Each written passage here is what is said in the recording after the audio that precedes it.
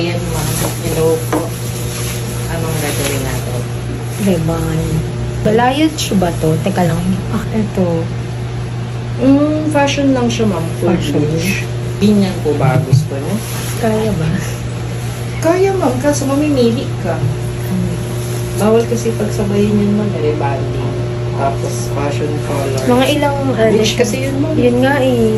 Sabi ko, makakaano yung buhok ko. So, pag niriband siya, kailan siya pwedeng i-ano? Ayun, tama. Kung gusto mo magpaganon, ma'am, pwede natin siya pagsabayin. Kaso, yung strands kasi ng hair mo, ma'am, manipis naman. Ito po ba, itong part na to, ito yung rebanded. Oo. Tapos ito po yung button. Oo. Ayun. So, ang pinaka-the best po dun, kung gusto nyo siyang ipagawa, di natin kaya ng one step eh. So, kailangan natin gawin, straightening muna tayo. So, pag straight na, check tayo magbabalayage kung gusto mo. Pero after, ano pa yun? Ng after a month, ganyan, mga 1 month. Hindi kaya. Babalik na ako ng ano eh. Babalik na ako ng ibang bansa. Kailan po? Sa 22. 22? October? O yun, edi bago. Okay lang. Carry pa. Bago ako umalis. Okay, sige. Kasi importante doon, mapahinga mo na yung buhok mo sa chemical na mga ilang linggo. So, hindi kasi pwede pagsabayin yung mahal. Matapang kasi yung bleach. pwede siya pagsabayin, ma'am, pero depende lagi sa buhok. Kasi. Sa buhok. Nakadepende sa Opo, buhok. kasi kahit ingatan natin, manipis kasi siya, ma'am. So, para perfect na rin siya, rebanding muna tayo. Sige. Rebanding with treatment. Yeah. Anong klaseng hair treatment po? Brazilian Botox. Maganda ba siya?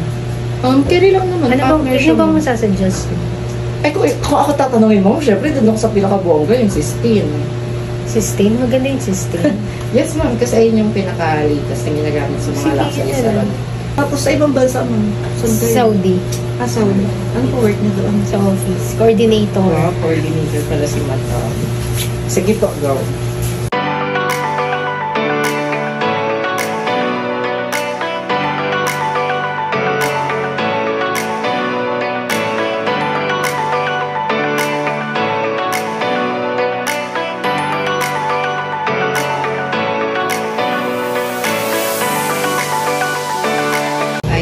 I think, make it 7 hours?